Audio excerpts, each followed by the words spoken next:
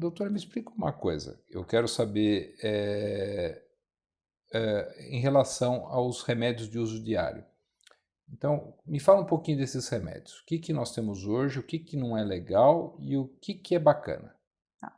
Então, dos medicamentos, né, bom, primeira coisa, os laxantes existem várias categorias de laxantes, né.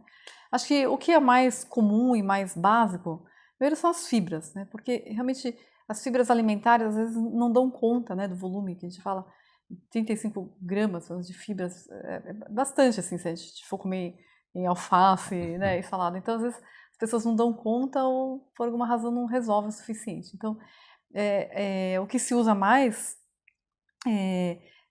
bom, aí não entra na categoria exatamente de medicamento, né, mas farelo de trigo, né, que entra nessas prescrições, mas aí tem as fibras sintéticas.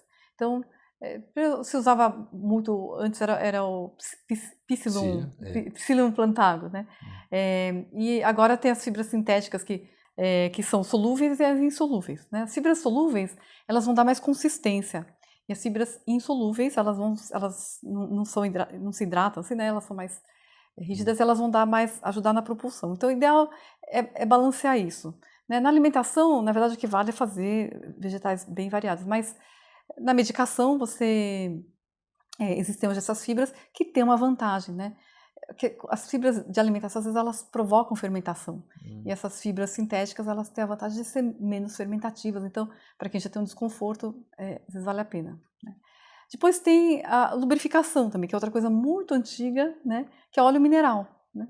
E óleo mineral eu acho muito interessante, porque além de ser de baixo custo, né, ele é tradicional, mas ele tem, assim, um porém hoje importante, né, que são aquelas pneumonias aspirativas. Velhinhos, né, idosos, né. Foi descrito em recém-nascidos, em crianças pequenas, né, então existe Hum. um grande alerta na bula contraindicando para crianças ou colocando como grande risco, e para os idosos acamados, né, que hoje também tem muito, né, realmente a população está envelhecendo, a gente está tendo que voltar um olhar especial para os idosos, né, então, para os idosos realmente acaba também sendo uma restrição, mas para as pessoas adultas, né, ativas e conscientes, acho que realmente é seguro, é barato e vem se utilizando, né, também bastante, mas, eh, daí tem os laxantes que são osmóticos, né.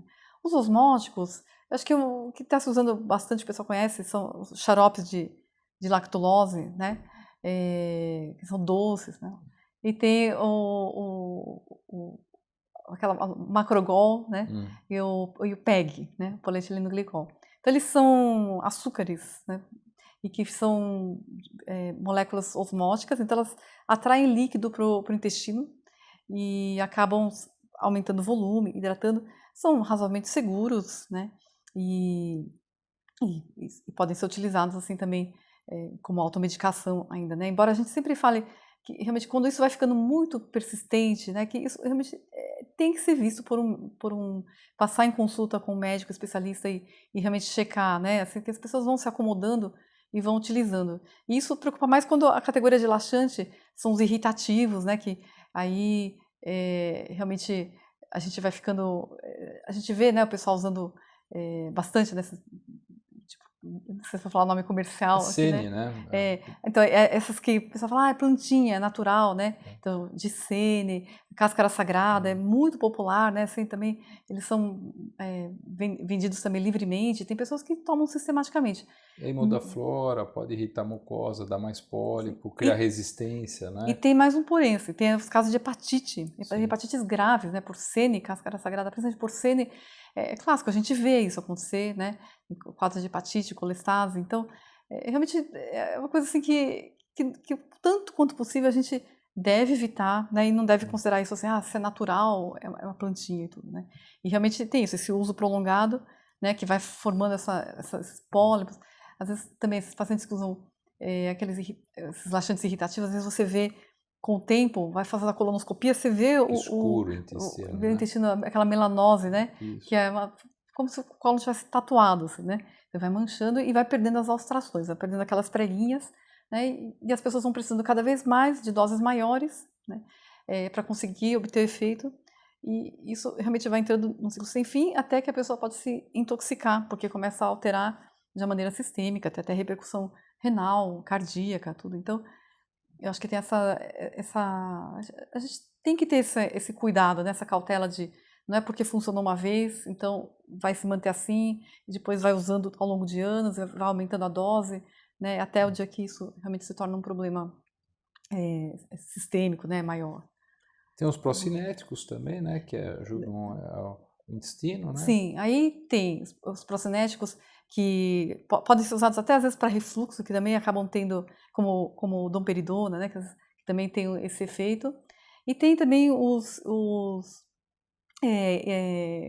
como a procaloprida, né, que mexe com o receptor de serotonina. E lembrando, né, que a serotonina, muitas pessoas associam ao humor, né, e que, na verdade, assim, tem 90% dos receptores de serotonina estão no trato digestivo, né? Então, existe uma profunda ligação, né? Hoje em dia se fala muito desse eixo cérebro-intestino, né? E acho que a constipação é um quadro muito assim, né? Que existe uma tremenda interação, né? Nessa questão que é emocional, mas também dos medicamentos que também se usam para tratar os quadros emocionais, e também existem os medicamentos primos que também acabam atuando no intestino, também podendo ajudar, né? Lactobacilos, doutora. Então, aí você tocou num ponto interessante, que hoje em dia a microbiota, ela é tudo, né? Está em tudo, ela cresce muita importância, e quando a gente pesquisa, assim, por exemplo, fala assim dos os médicos, gastroenterologistas, acho que tem estudos que mostram assim, que até uns 20% dos médicos prescrevem esses probióticos no tratamento da constipação ou da obstipação.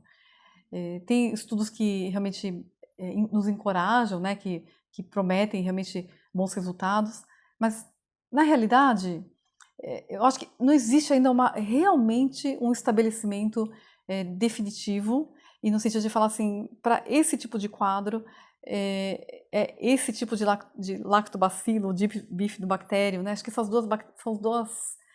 os dois tipos de bactérias probióticas que são mais promissoras, né, no sentido da constipação, então lactobacilos e bifidobactérias, mas acontece que, para a gente falar sobre efetividade, de fato, eu acho que a gente ainda precisa avançar mais. Acho que daqui para frente vai se ter mais acesso a conhecer, né, a gente poder estudar geneticamente quais são as bactérias que nos povoam, né, conhecer talvez como é a flora de cada um e como corrigir isso. Mas na realidade, na nossa prática clínica, isso ainda não é dessa forma, e por isso que eu acho que ainda é cedo para falar, olha, tal probiótico é o que funciona, é o que é bom, né? Porque, na verdade, as pessoas são muito diversas, né?